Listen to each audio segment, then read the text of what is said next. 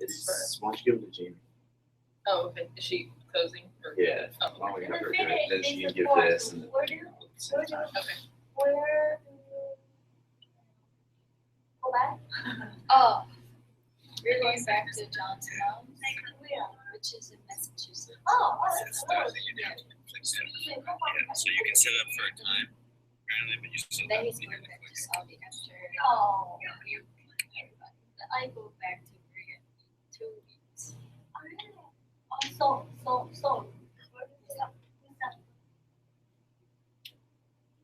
I love kimchi. Yeah, you told me that. 你喜欢？不喜欢？我以前不喜欢， What's up, 他在 people? 湾里而已。我喜欢 kimchi. 现在我特别喜欢。 Beth said, Kathleen sent an email asking about the live stream. Yeah. Ready to watch it? Oh, She'll watch it. We need to get a card together for her. yeah. I wanted to visit her, but I don't want to intrude on her personal space. Yeah, it was funny. Scott and I were looking at like the get well cards, but they all seem so personal. We were like, I don't know. You cannot just make visit. So, Let's get Jamie to make one. She's quite crafty. I don't have traffic. So, I don't like you pressure. so Wow. What time is this? 3. Okay, cool. But we can visit here. Do you want to like 2:55 play the herder like we were doing earlier this morning? Just kind of be like, hey guys, it's starting soon. So we're gonna go to Thailand in September. This September. He's gonna go back to Saudi, and then I'm gonna go back to Korea, and then we're gonna meet in Thailand. Oh, that's a good idea. Yeah. Yeah. Have them vacation together. Yeah.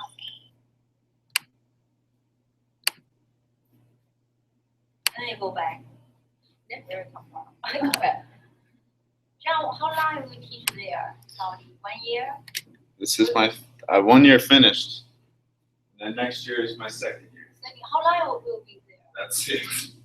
That's all. That's all. Maybe not even that. Is that the contract? What you just? Yeah. Oh. Okay. And then you go to Korea.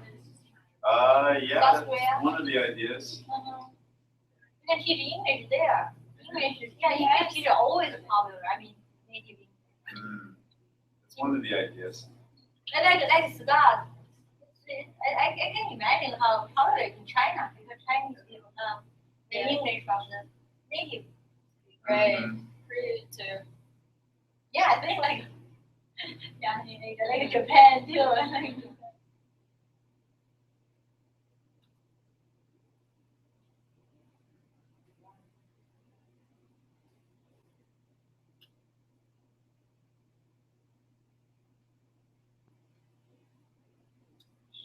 I have some Chinese friends too, and their Korean's really good.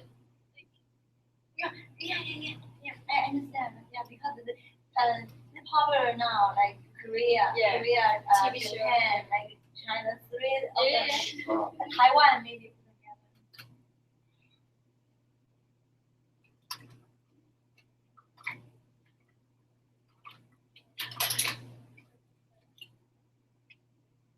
what's happening?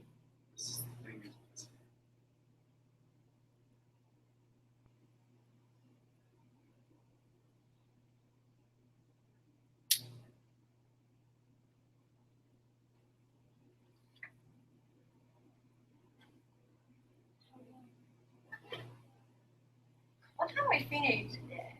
5 o'clock. 5? Do you guys want to ride home? I think so. Probably. do you have any cardstock that you're not going to use? We didn't use any of it. Okay. Do you know where it is? It's in the room over there. That's Beth. Is she right there? I don't No. see her. Which The room? first door, walk out that door and turn left the first door. It should be open. 이거 뭔데?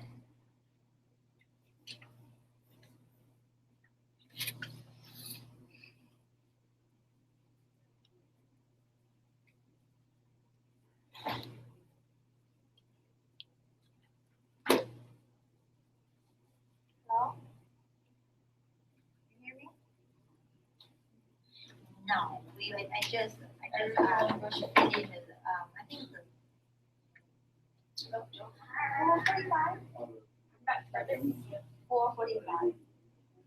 Yeah, because now from 3 o'clock we have the last one person meeting in 45 minutes. And then we have to do the third one or something like that. So like close.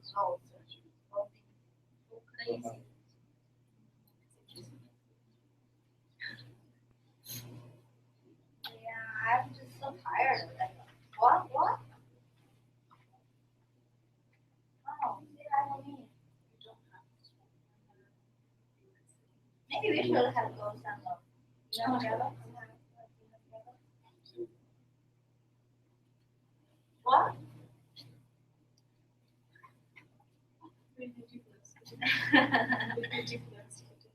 Oh, really? Not sure. Well, if I walk there, take it over and maybe I can do it.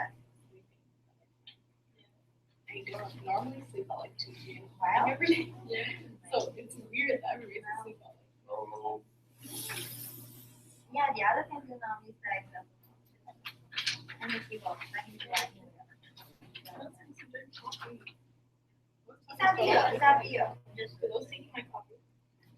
Hun, I need you to help. Where are my note cards? no. Can you get up and look for them somewhere, please? No. Note cards. Like Guinness cards. Everyone see that. Writing on it. Everyone. My writing. On my, A lot. And, well, I mean, are they all together and? Yeah, It well, should, like, it should be, yeah. Why are we not here? Oh, God. I told you, I told you, I saw her. Okay. While I was driving, and she was working on the way. They're regular cards with no lines. Yeah. But they be anywhere except this room? They, I guess they could be anywhere. I thought I had them. Okay. Oh, sorry, I didn't know that. Okay.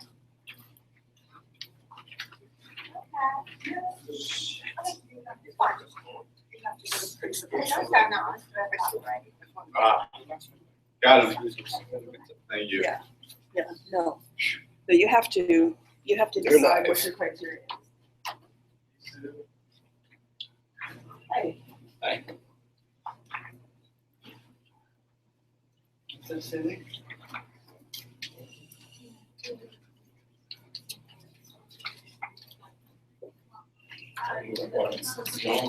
Yeah, no. But I don't know. That's why I'm here. Well, I know that, Kathleen is better with those things.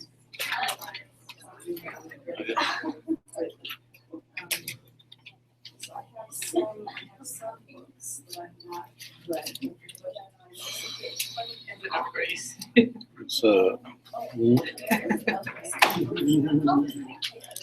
So, yes, I'm seeking responsibilities.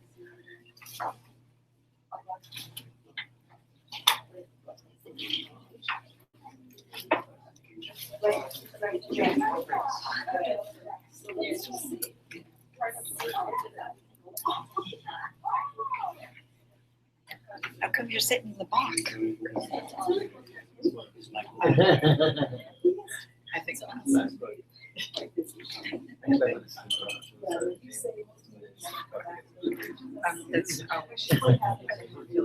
Check about that.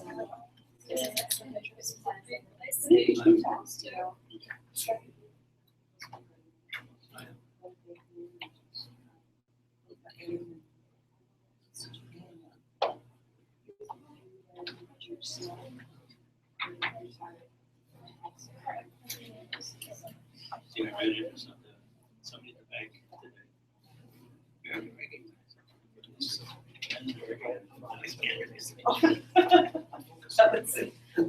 Well, look at this.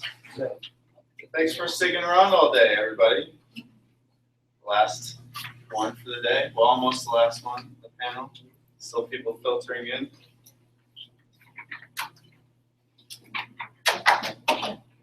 Don't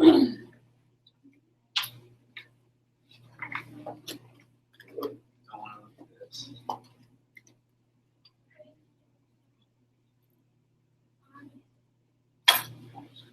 Excellent. opposed? Okay. All right, welcome everybody. Thank you for coming.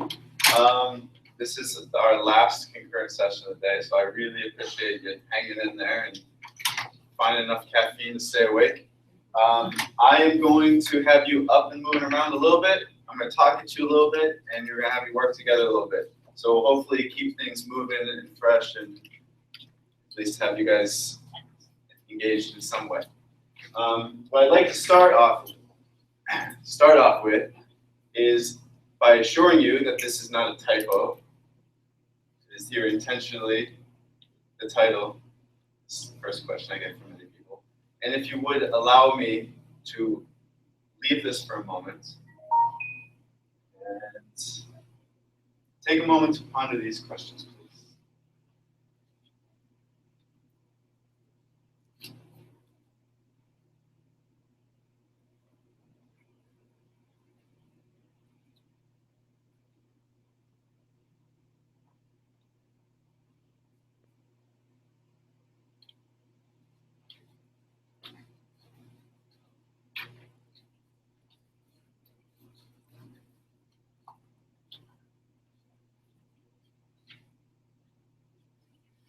If you want to talk with the person next to you or share, or if you want to just think, that's fine.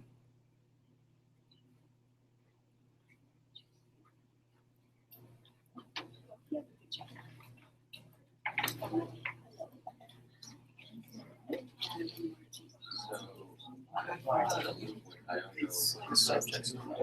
Yeah, well, a lot of people talk about sports. I watch the questions and I change it's clear. Yeah, I just that. Even English, it's like it's different.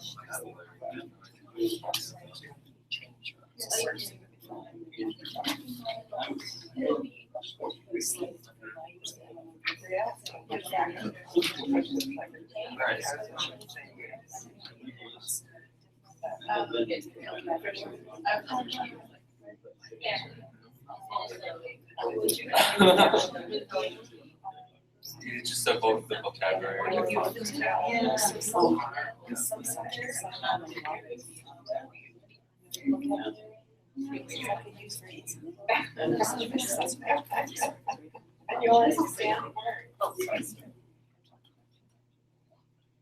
Okay, thank you, everybody. You will have plenty of time to share.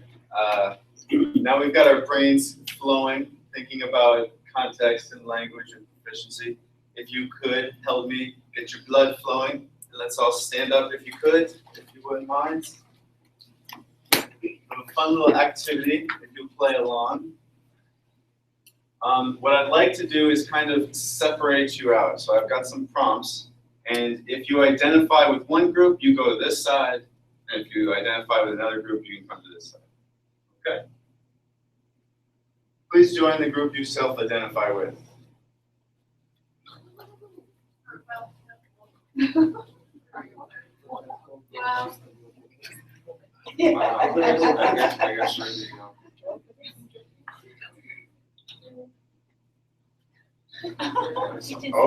I learn something new every day. After 2 summers, I never had anything. Okay, if you take a minute and talk with the people around you.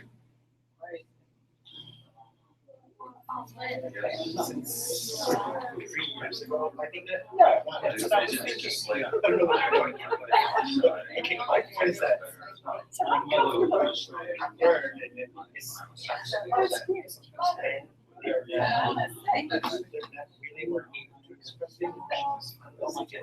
Yeah. So it is anger. Like crying? Exactly. So when it comes to women, that's sheer emotions.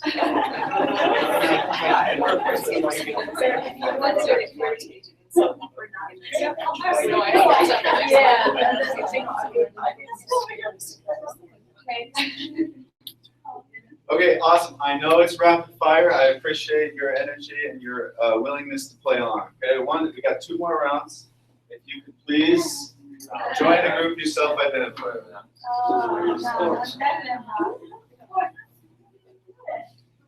But it depends. Okay,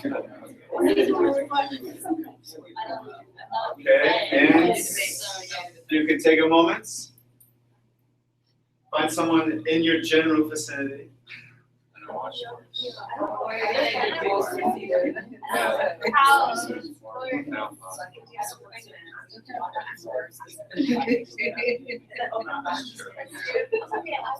Where are you sitting?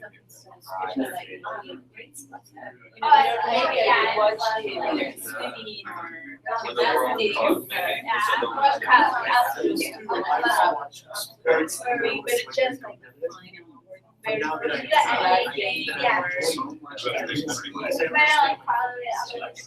And I don't know a lot about the That's interesting to find it like something.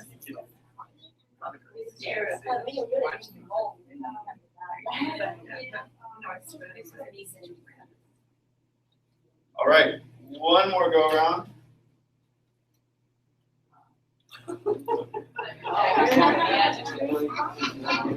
Here. Phrases.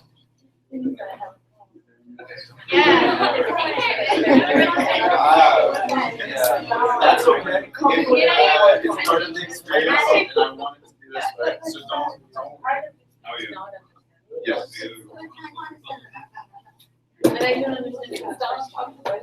I did not expect it. Right. It's very Well, we all answered the question I was hoping, which is language defines how we identify. So Becky said, well, I'm not a girl, so I don't want to go to the girl side. And you guys don't have the appropriate background knowledge to make any sense out of what we're asking you. Okay.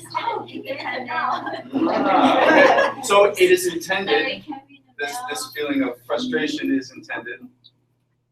I hope it doesn't turn you off what I'm going to tell you about later.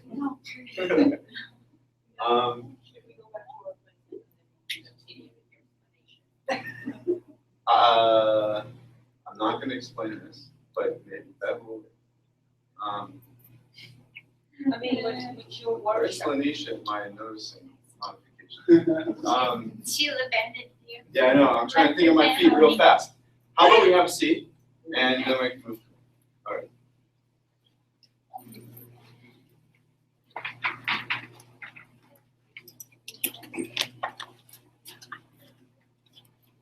So I'm sorry, I didn't get your name earlier. May I have these?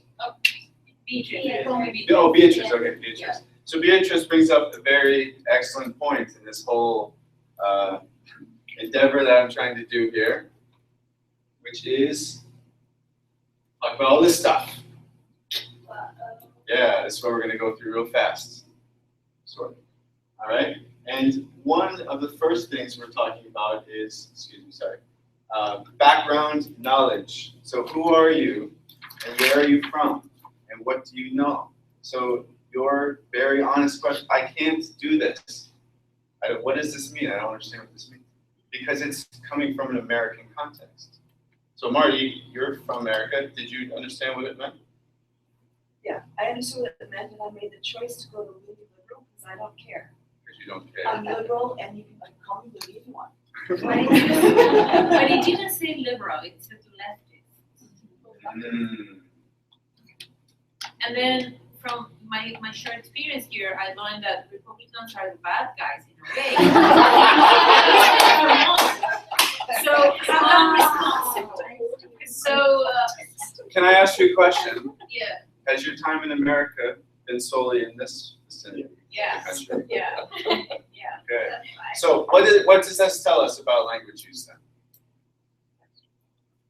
Contextual, sure. Personal. Cultural, sure. Yeah.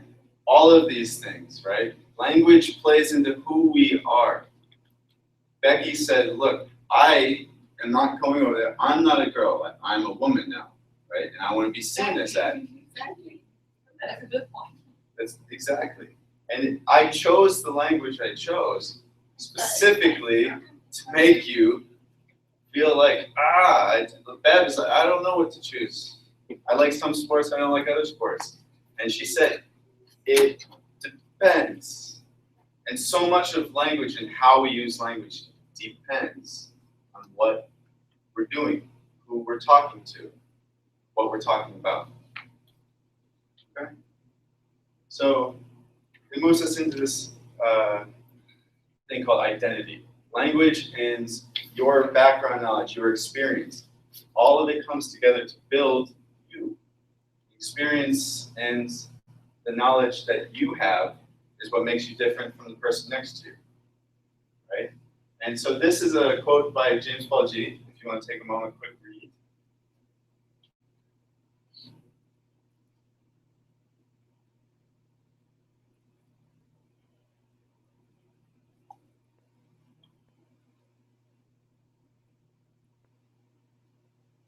If we start here at the beginning, like so being recognized as a certain kind of person, what does this mean to you guys when you read this sentence? We're categorizing, okay? Categorizing ourselves. And what else plays into that categorization? Being recognized. So it's not completely of my own volition. Some of my identity plays on how Marty sees me, or how Marissa sees me, and how we interact. Right? So there's a two-way force that's playing out here. And G talks about that you have these identities that are not attached to the inside of you, but to your performances and the context that you find yourself in. Okay? So in Brattleboro, you won't find very many proud Republicans because a lot of the community, the discourse, the language people use here is very on the other side of the political spectrum. Okay? Which is why you have a very strong feeling about how America thinks about one way or the other, because this is your experience. So that's your background knowledge. What you know of America and American politics is what you've learned from your experiences here. Exactly. So one of the interesting things I was thinking about is trying to figure out how I could make this a concrete idea for you. And I found this article by Cecilia Cutler. She did a research on white, middle-class, urban youths who got into hip hop. And does everybody know what hip hop is? Right? And if you know hip hop, the language and the kind of imagery and the kind of people, they're like from the street, right? They're from the environment in the city. They're real. They've had the real experiences. But these white hip hoppers, they didn't have that. They were distanced socially from this community that they wanted to connect with. So what they did. Kind of same demographic. No, so they're white. Their race is different. No, I know, but like, were they still from the same inner Social city? class? Oh no. So like they were like, so basically think like middle class suburbs and inner cities, right? You got middle class suburbs, white kids who are kind of idealizing the hip hop discourse, but they don't have the authenticity. They're not from the street. They don't have the experience. So what do? They speak in Ebonics and try and speak like the people they're looking up to, and they dress. They identify themselves. Exactly. The funny thing is, when they're challenged on that identity, what happens? The dominant syntax prevails. The dominant syntax is the home, the core, yeah, the center of you. And for white middle-class people in America, that dominant syntax gives them access to certain power. So we're talking about primary discourse in G's terms. Talks about initial taken for granted understandings of who we are. People like us. I like that guy. He gets me. This kind of thing. beliefs and values and perspectives, the deep culture that really matters. That's our primary discourse. And it's important to understand that while it doesn't change day to day, it is in flux over your entire life. So what's core to you is still the same core as it was before, but maybe with a little twist on it. Secondary discourses would be discourse you socialize into. So a great example would be Becky had talked about digital literacy today. And is anybody here on Twitter? Does anybody know how to read Twitter? How do you read Twitter, Marcy?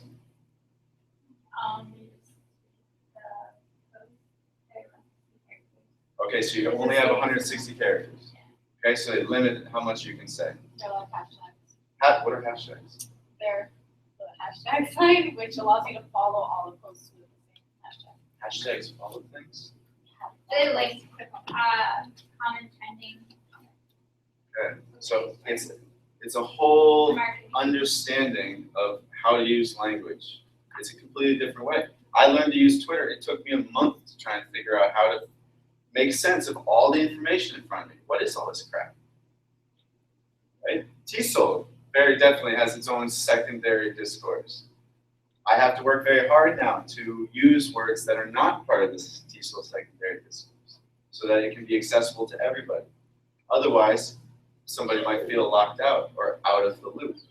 One of the questions I asked earlier. Football, sports, Marlboro, we all have our own way of speaking when we're with each other, the way of being. And when we leave this place, when we leave Marlboro, we're still us, but we don't necessarily use language in the same way or act in the same way. So here's another long quote for you. Paulo Freire. Take a minute to read it.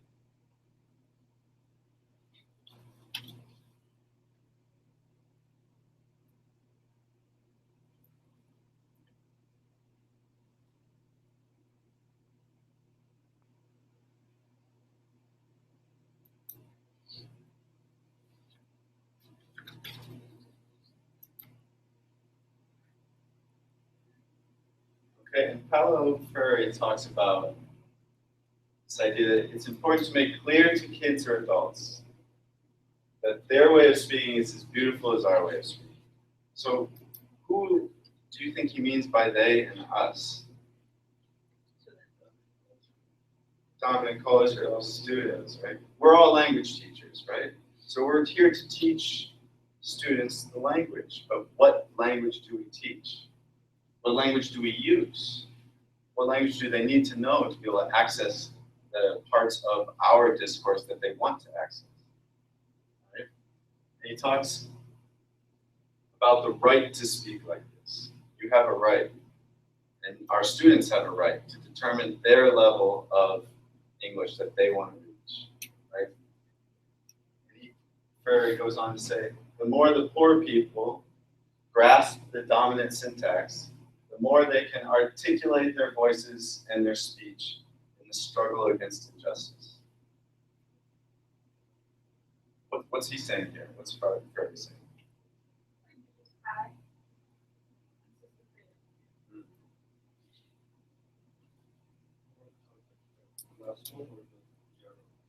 General, everywhere.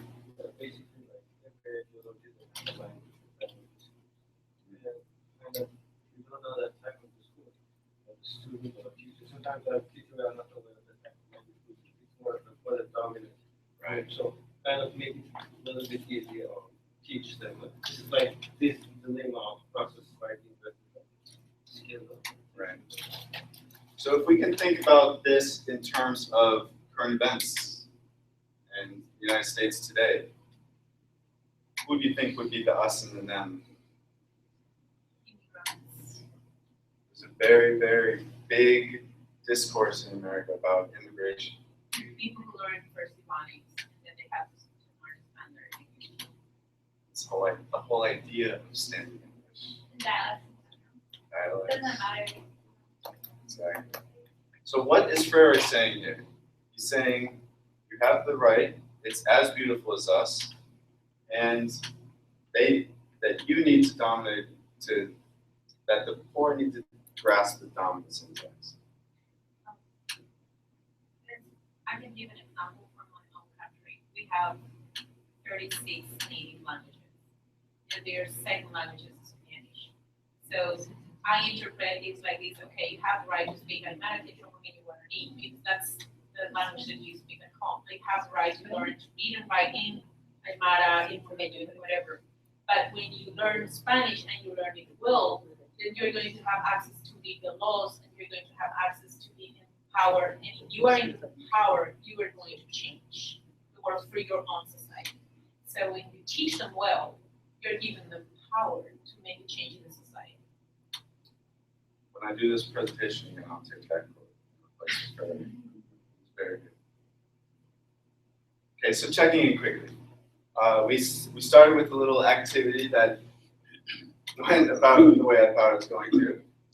Talking about background knowledge, identity, and language use, primary and secondary discourse, and language and power.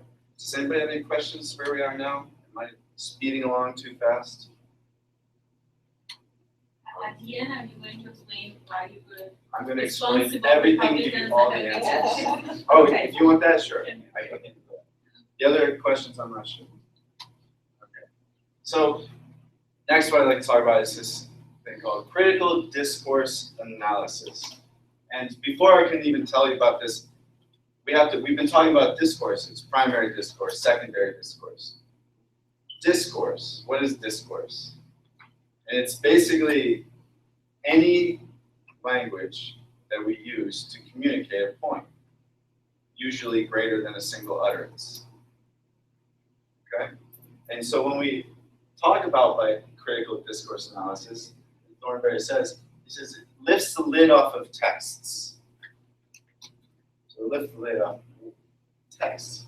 We talked in class all summer what text, what is a text? And here, I don't have my, from Francis, I have the reference later on. Talks about a text, any meaningful passage of language that serves some social purpose. Text and context are intimately related. So the language you use and where you're using it, who you're using it, are all related. And a text is a discrete example of discourse. Okay. And critical discourse analysis, it lifts the lid and teases out all the ideological subtexts buried within. So it's what are you saying underneath? That's what they're trying to get at. And there's a really great study that's done. I think this is the book Language and Control, Fowler. And subtext is the meaning hiding underneath. And here you have two titles from newspaper articles. Two newspaper articles. Are they the same? Are they different? What are the subtexts that you read?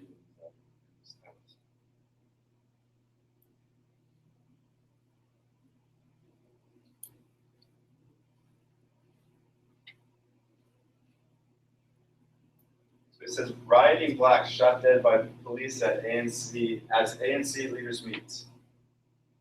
Whose fault was it? The riot. Was rioting black. The rioting black people. Oh.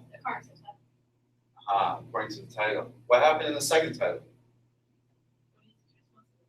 Why?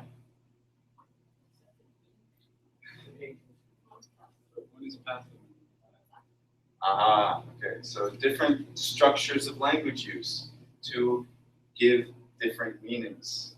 When on the face of it, it's the same, you're talking about the same thing. So critical discourse analysis has a bunch of principles, and we'll whip through them here quickly. But this is where they stand. They try and take all of language at a discourse level and break it out and understand how is power being used and negotiated.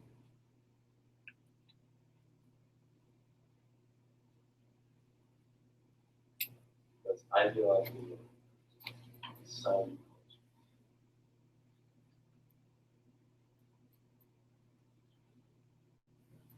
And another thing we're considering here is the linguistic capital of English and of what we're teaching, and of the language that the students we're teaching are using. And by capital, I mean, how much is it worth? How much do people value it? And Yoso talks about linguistic capital includes intellectual and social skills attained through communication experiences. So those white hip hoppers from the suburbs, their communication experiences are completely different from the people they're imitating. Right? And Yoso goes on to talk about linguistic capital being linked to aspirational capital. This idea of that you can get up there. Many immigrants don't see that it's even possible to move up. And it all has to do with language and their ability to access these new cultures. So, real quick review. Discourse is language used within a social context, usually longer than a single utterance. Text is a discrete example. Then we have this thing called genre. And genre is in movies. We all know about genre movies. We got horror movies. And then what happens as more and more and more movies come out? More genres are created. So this is horror, and that's horror. But this one's different because it's zombie horror. Oh, that's a new genre? Yeah. Yeah. A subgenre, they say, yeah. Right? So Arcade Fire was a new genre, and now it's very popular. Indie, independent music. They're one of the first guys who became mainstream. The whole idea of independent was to be the antithesis of mainstream, and now the independent artists are the mainstream. And this one I just heard the other day from Kara, our old program assistant, Cuddlecore. Apparently this is a new musical genre that the kids are into these days. So the thing to remember with genre is that people are always arguing about it. It's basically a classification system. And if we're talking about genre for linguistic purposes, we're talking about all of language, it's basically just classifying different uses of language and then the different ways that we use language to do those things. And here we got a discussion of context and register. And this is basically what we're thinking about when we're making choices dealing with language. So we have here in the blue outer circles, it's context. And on the inner circle is the language system. You see this is register. It's broken into 3 different things. So field is, what are you talking about? Star Wars or The Notebook? Tenor is what's the way, who are you talking to? How are you doing? First person, third person, interpersonal function. And then the mode is like how? Is it a tweet? Is it an email? Is it spoken? Is it a presentation, workshop? Okay. And so, these 3 combined with the social purpose are constantly in our minds when we're making linguistic choices. So my argument here for the present, or for our time here today, is that there are many good reasons to use genre to teach our students. And those reasons are, it gives us a principled way to identify and focus on texts. So the whole text, not a word, not a vocabulary, not a collocation, not a sentence, but the whole of the communication. Gives students generic models. So you provide the students, say, here is a model of a way you can do this. And then they learn the structure, and they learn how to break it out and identify the different parts. And after they learn all the parts, and after they learn how to follow the model, then they're able to manipulate it and to change and to express themselves in a more individualistic way, while also understanding how to conform to the dominant syntax so that they can be heard. Genre initiates learners into valued ways of making meaning. So, in other words, the way that they express themselves can be heard by people that they need to hear. So, example, can I use you an example? Jisoo and I were sitting in H&M somewhere in New York and waiting in line. And as we're waiting on line to pay for our stuff, a young man came up and started talking to her and asked her a bunch of questions and started doing this little thing for a couple minutes. And I could tell she had no idea what this kid was talking about. He wanted a donation for his basketball team. But Jisoo is in the mindset, I'm online, I'm getting ready to pay. So it's completely unexpected what's happening. Why there's no preface, there's no introduction, there's no warning for her. So watching her kind of learn and use language and experience language here last year and this year has got me really interested in how we help students understand language use, not just the form and the meaning. And genre also provides a basis to reflect and critique knowledge construction organization. So first you understand how something is put together and the individual parts. Then you learn how to put it together with those parts. Then you learn to critique it and say, I don't like it this way, I want to do it this way. And that's where you have the, I'm me and I'm going to do it this way and I'm okay with that. Because I am making a choice. I know that I can do it this way, I can do it this way, and there will be positives and negatives for both. It's my choice. So giving students that ability to make the choice is kind of what we're going on here. So what I'd like to do is stop talking and get you guys working together a little bit. So 2, 4, 6. We get groups of 3. And there's a table here, 1, 2, 3, 4, 5, 6 tables, so she have plenty of tables.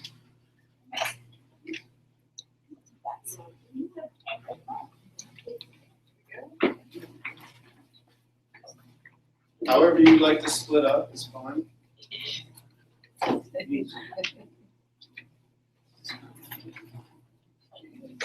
We need 3-ish or 4.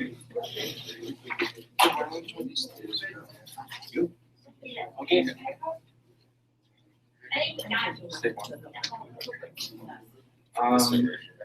guys good to be together? All right. Oh, okay. So,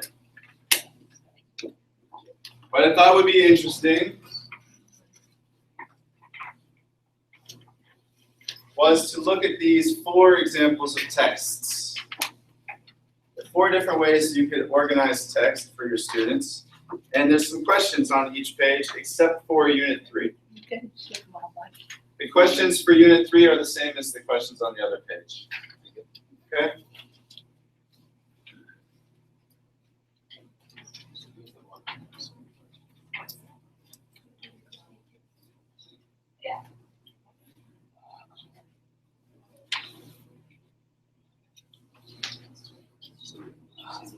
There's the questions.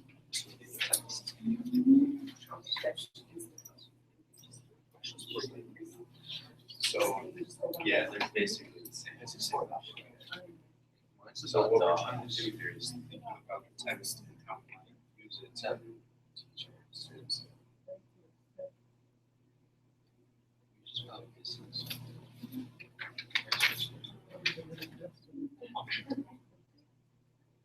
From auction. Real estate. It's real estate.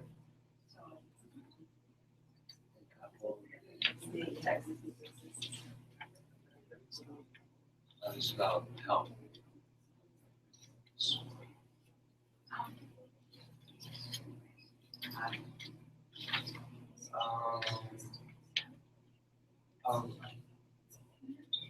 consistent business opportunity cost. I think this one goes with yours. Instead of opportunity cost, this is all about opportunity cost. I have dogs. He's got for option.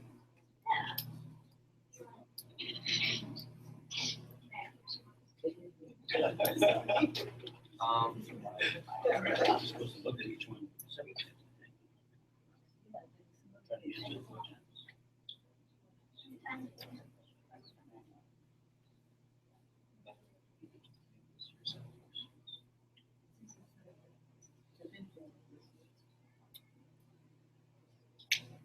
Sing the vitamins you get from each food.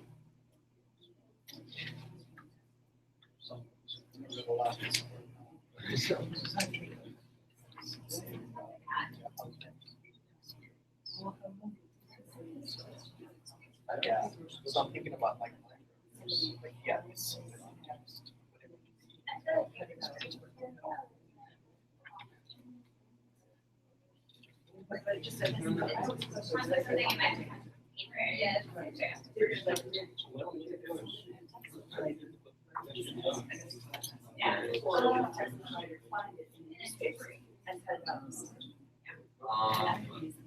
The purpose of this is to educate people about dogs and what they do to people.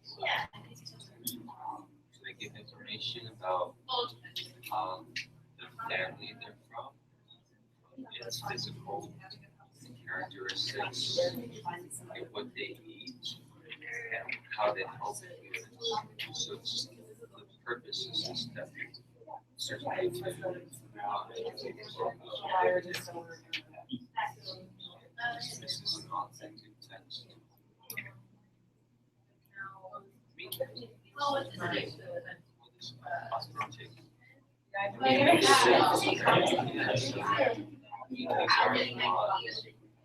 No.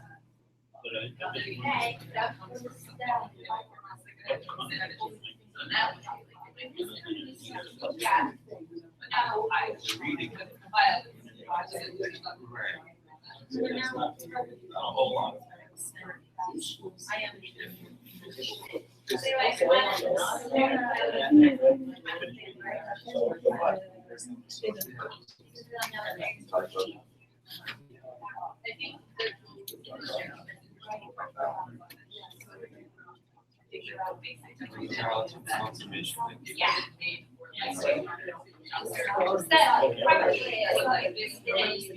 Read this part, they don't know.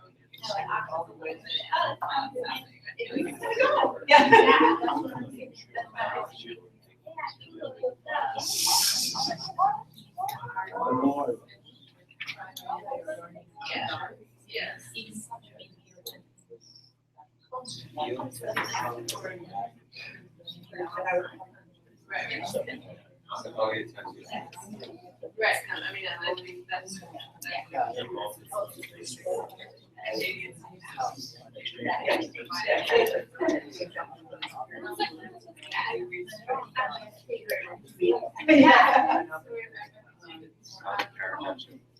Yeah, so.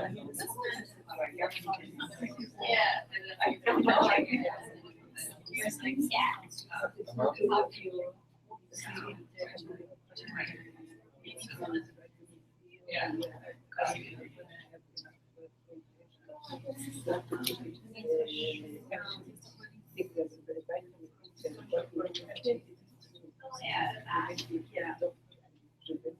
If you take your vitamin A and C, not vitamins.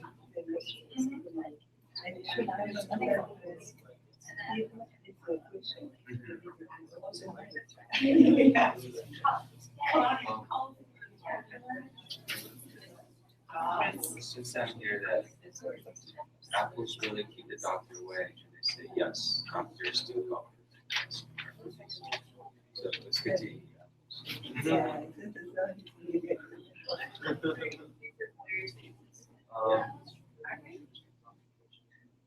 Is this one have another page? Sorry? Has another page? Just that. Yeah. The questions from the other pages work for that also. I just didn't have any room to put them on that page. So what's the purpose? Yeah.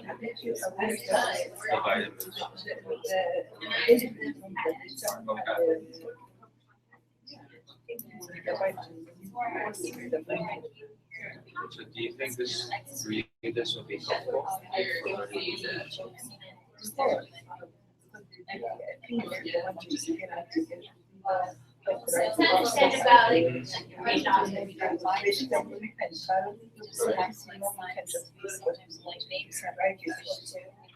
Very, very helpful for us. Okay.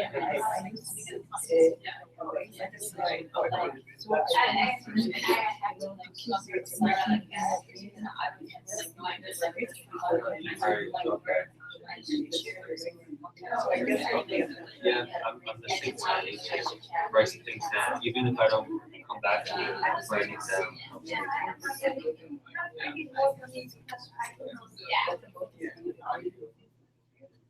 Well, I think that this is obviously. Yes. Guess it doesn't work out.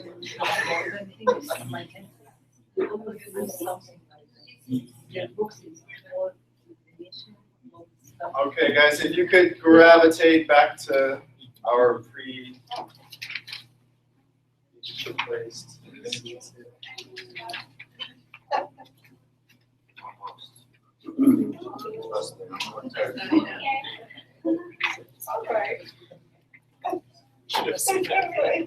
So that was really interesting. I heard lots of interesting things when I was walking around. If you are feeling up for it, do you have anything you'd like to share? Let's take this time now. What did you guys find? I heard a lot of discussion about authentic text, a lot of discussion of other things. Yes? I mean, you were talking about the for auction one, and it talks about like selling a house, and we're talking about how it's authentic and it's useful because, for example, in other countries you're not using English to sell a house, but if you come to the States or wherever and you want to find somewhere to rent or buy, then you need to be able to read such a sign and understand.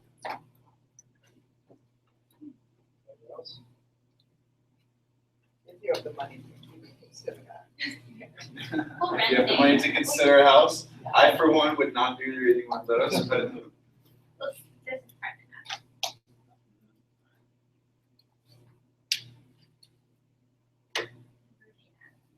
we were talking about sort of the interesting between these two with the opportunity cost. the concordance list and the extended concordance. Yeah, and just like, at what point when you manipulate or just hold something, and how are you moving from authentic? So maybe what we could spend a minute to talk about is talk about authentic text and what everybody thinks authentic text is. Bev? Well, to just link on to that, and I think it's the same way. We spent a lot of time trying to decide. Well, to decide whether something was an authentic text, we had to decide on the purpose of the text. And we couldn't say it was authentic unless we worked out the purpose first of all. What the text was trying to do. Exactly. So.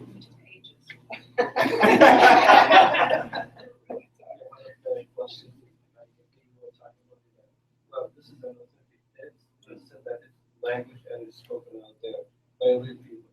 But is the activity, the context in which I'm using the text is really authentic? Do really my student want to use this in this context, in this sense of something that's not? So it's like kind of. So my favorite new phrase or saying comes from Kathleen Graves. It's a constraint and a resource. Okay? So all of these texts can be a resource for your class, and there are constraints depending on who your students are. So maybe we can talk about concordance lists. Did anybody find anything useful with Pink Course List? I heard you guys talking about it. Yeah, the one with the opportunity cost all down the center. I'm sorry, that's interesting if you want to study the language in a different way. And it's helpful, oh, I can, before this word, after this word, I can use it this way. Oh, I see that after opportunity calls, I can use this, and this more often than other things. But like, that is very advanced and like, it's more individual if you're interested in that kind of learning. Maybe more appropriate for teachers to find something, oh, that I've noticed this pattern, I can teach this to my students. But I cannot imagine my own students doing this for their own learning.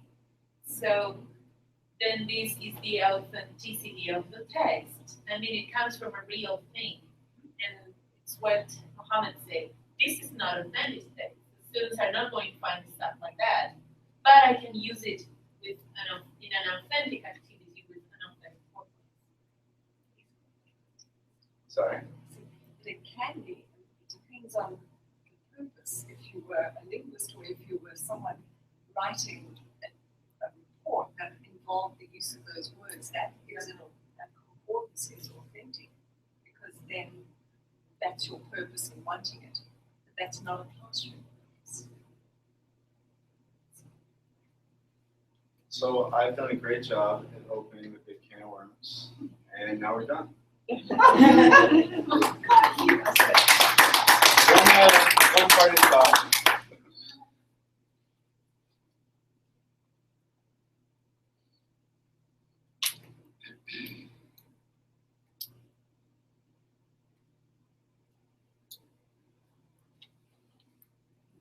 So let's help them use it.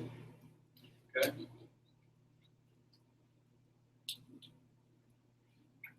That's it.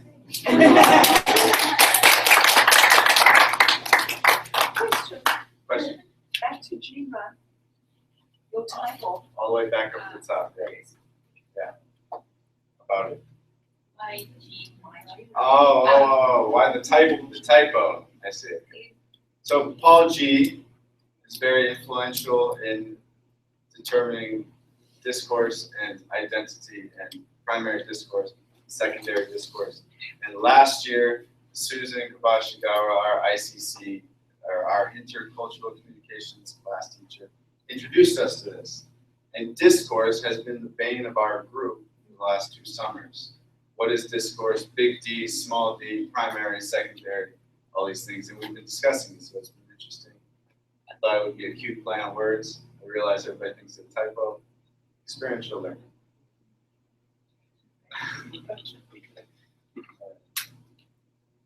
Oh. And the panel's at 4, okay. Thank you guys.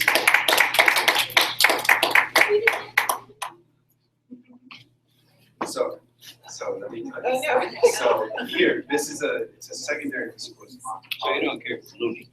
The public I like being I would rather be loony than so on the right, the public they see themselves as responsible, especially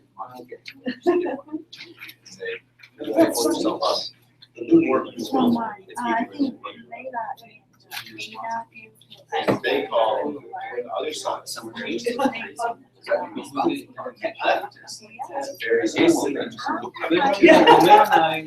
That's true. I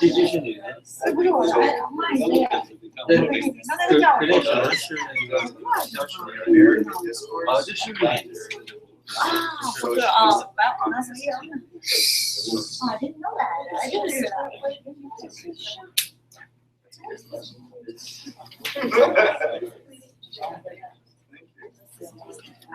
And thank you for your visceral reaction. I'm sorry. No, I appreciate it because that's exactly what I was hoping for. Yeah. You can see it. I have live stream. So as soon as I know that you don't think it's on YouTube. And you have or want to write down your email, and I will send it to you. Well done, buddy.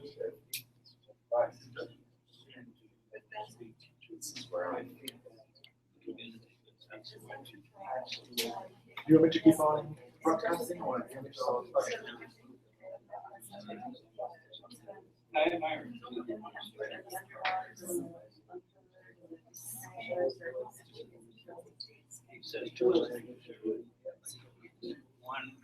okay.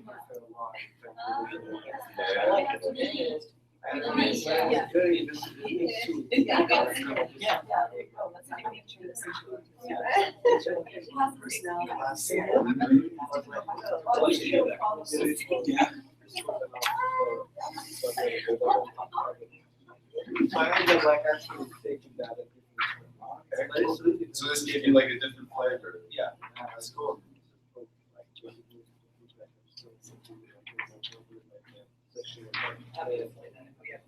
Yeah, you're busy. No. Can we set it up like the same way it was in the morning for? On a scale of road.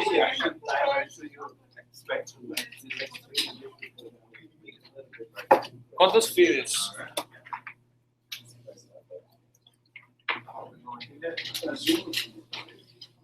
Oh, we go back like this morning.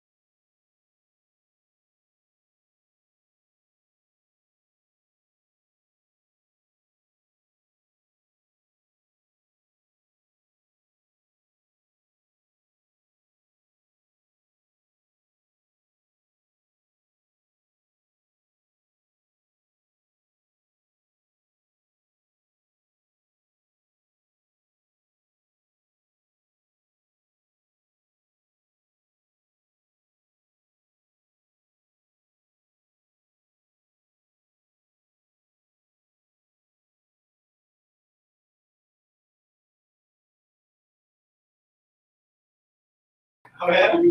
I was very interested in your talk. How did you feel that? I didn't went the way I wanted to. That's what I have to change like a couple of minutes. Yeah. But they seem really. Finished, bro? Yeah? I can just see how I look. How do I look on camera? I chimed in the beginning, you know. I thought I'd chime in the end, you know, like, you finished? So he's, because once he stops this broadcast, so he'll be able to go back to see me. Oh my God. Whose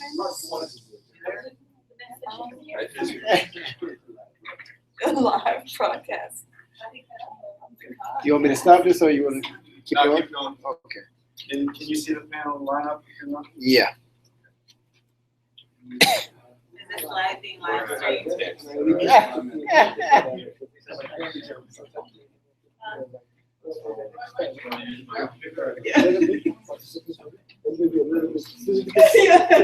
There we go. Fantastic. Switch the source for it.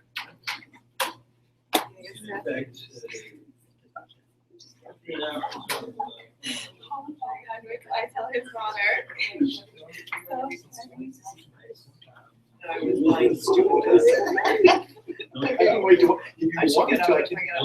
Yeah, absolutely.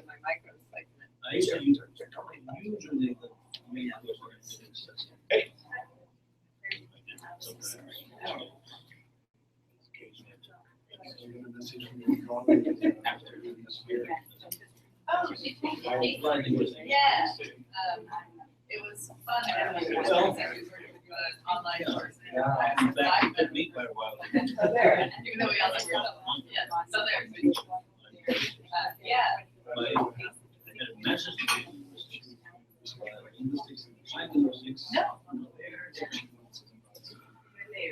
Yeah. I remember she told me that's why, yeah.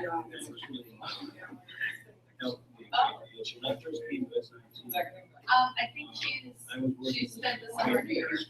For the basic I'll see her return.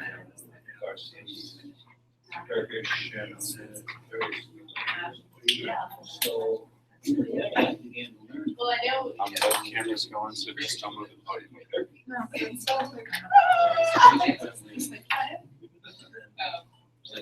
Look at myself. Like, so I'm like, the whole situation where you know a lot about many things, but you don't know a great deal about. So, I can get by in Spanish, and I can get by in French, I can speak German, that's the year. Just gaining a level of expertise, but we'll see the presentations get better as the day progresses. What do you think? Yeah, that helps. I've created a community. She's gonna send me some pictures, some videos. I can watch them. Oh, yeah. I think it's fire. It's not right there. I was watching some of John's live stream. Yeah. Well, not really watching, just it was on the thing and I clicked it and it's like, definitely I prefer, just the idea that you could be in two places. It's like someone made a comment, we can't take over one both at the same time, but maybe there's the new society where we have no attention to anything. We're always the better.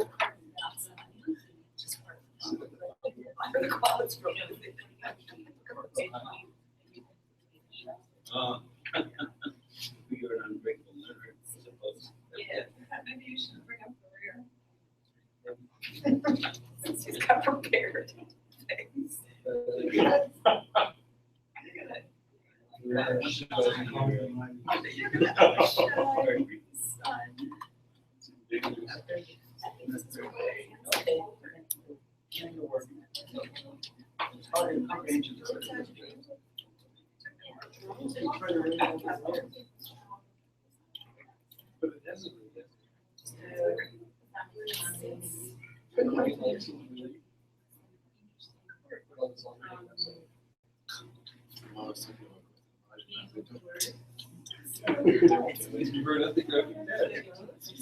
She's like, I told her, the new brother, bro. I said, no, I told her, how long did you go to the, because they gave us the key.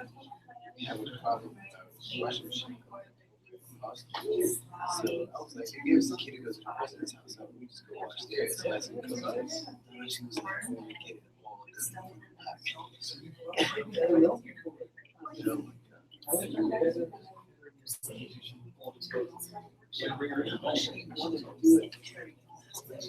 amazing. So when I didn't do it, that's not a game. I came in last night. She take that to the big Yeah.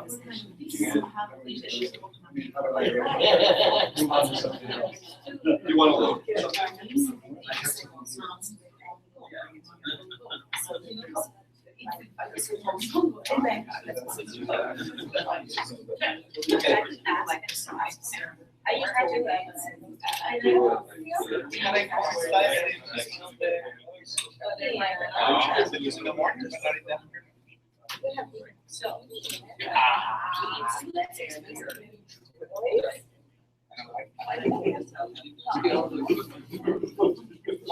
So we can use this all next year. Community approach.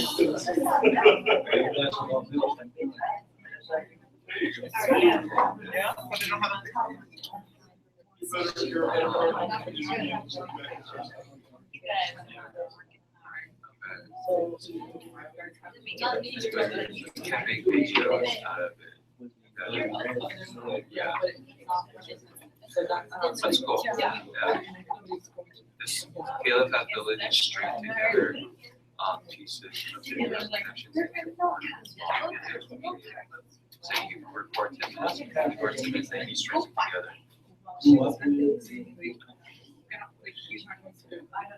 But we had another, so.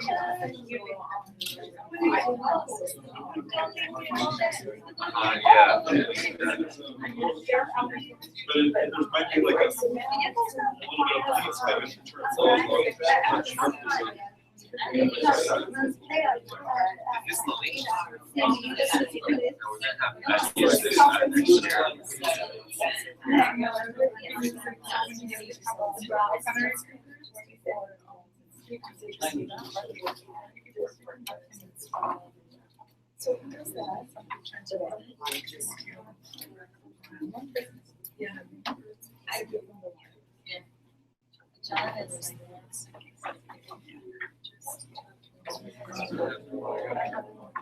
bit of police Your way?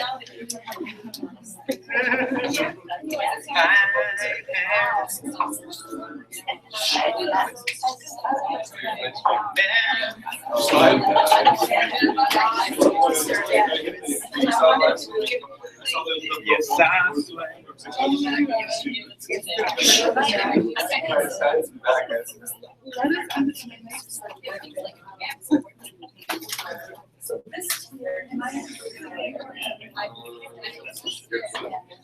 I'll show. So go down and see you coming.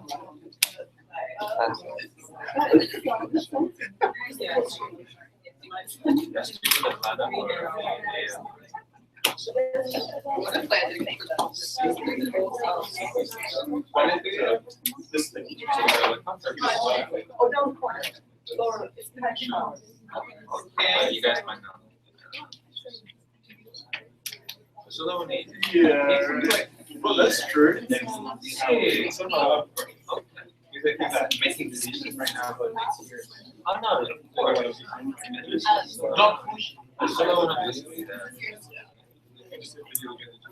So is it, are we? Yeah.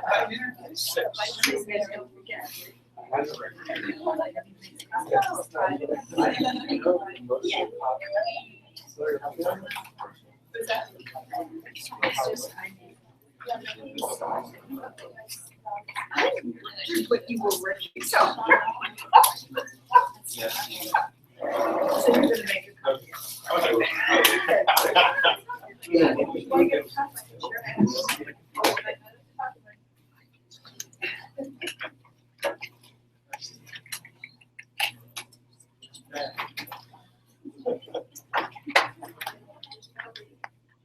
Oh, quick to say.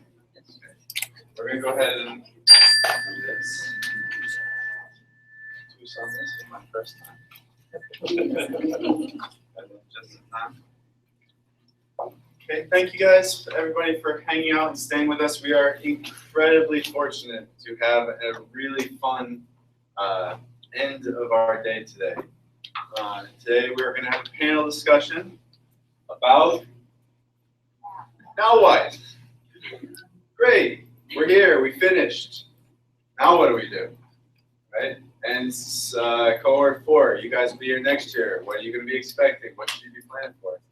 And we are incredibly lucky to have 4 distinguished and an immense diversity and wealth of experience and knowledge and understanding about everything that's going on here. And in lieu of me talking about them, I'll let them talk about themselves, introduce themselves, and maybe say a little bit about what it means to you to keep your own learning going, or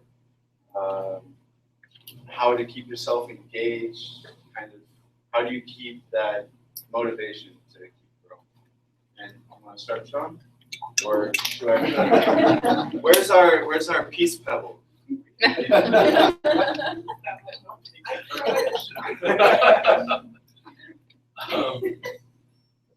so introduce myself. So, everyone knows me, I'm Sean, and I direct all of our graduate programs here. Amazon and one-click purchase is one thing that is dangerous, that keeps me going. You look in my office, there's no space for any more bookshelves, and books are just piling up. So I think for me, that's a big source. And then another source, people need engaged is actually a study group that all of us are in, right? My ideas to that place and be inspired by not only what others hear or see in my ideas, but how my ideas connect with or contrast with their. You're throwing at me. I am. If I have a piece of Okay. Okay, well, I just heard about the question today, so this is sort of off the top of my head, but I came up with 4 things. And I'm sure it's not exhaustive. The first is to find a question that has engaged me over time. So for me, it's been what makes us human? And as a teacher, what can I do to extend and deepen the humanity of my students? And then applying that same thing to myself. What is it that I can do to extend my own and that's where Amazon comes in, because I go to books for a lot of that thinking. Those books are really a second answer was the community of inquiry that we have here with 4 people at this table and Bev and other former colleagues from SIT. And I have not just that group, but other groups that I'm a member of. That there's an inquiry group in Bennington, Vermont that I'm a part of, and there was an inquiry group that I started when I couldn't find a group that was already pre-existing of teacher educators. And then there's national organizations which have provided me with communities. So for me, it's the American Educational Research Association. For you guys, it might be TESOL or AERA. And then there are local ones and national and international ones that are also a source of ideas and new ways of thinking, and also, real friendships that have sustained me over the years, and people that I've co-authored with, that's been really important. So it's a combination of being with people who think like I do, and who can deepen my thinking, but also people who plonking myself down with communities that are really different. When I left SIT and went to Albany, I had a lot to say because at SIT I was constantly in schools and observing in the field, in the midst of things, teachers and students interacting in real spaces. And so I wrote a lot about those experiences and what I learned from that. But then after a while, I ran out of things to say, and it was a really hard time for me because I was boring myself after a while. I was running out of ideas, and I realized my ideas came from being in classrooms.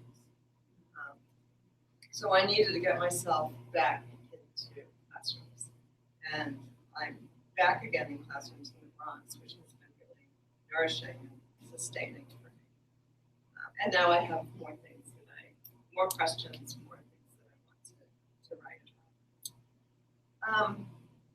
And then finally putting myself in a place of not knowing. So I guess I've done that most of my life. I think when you're in this field of ESL and EFL, that's kind of what you do. So I lived in Mexico as a high school student, and I spent my junior year abroad in Scotland, where I also couldn't understand language. And then I was in the Peace Corps, and then I worked in the refugee camps, and then a few years ago I was in South Africa, Fulbright, and those were all situations which were extremely uncomfortable in many ways and thrilling. And so being a not knower was critical to my growth. And also now in the Bronx, the Bronx is not a place where I grew up. The school is 99.5% Black, and I grew up in Maine, where it's 99.5% white. So I'm constantly sort of in a place of not knowing there, which is really beneficial. And finally, the question of what, I can tell you from my place at Albany that there is a real teacher shortage in this country. You're graduating at the right time. I know you have jobs too, but there's a lot more to choose from now than there was even a year ago. And at least in this country, there's a real push for English language learner experts to be employed. The state of New York has passed a law that mandates that every school and every teacher be certified in some way in ELL or else work with an ELL specialist. So there's a lot of work out there.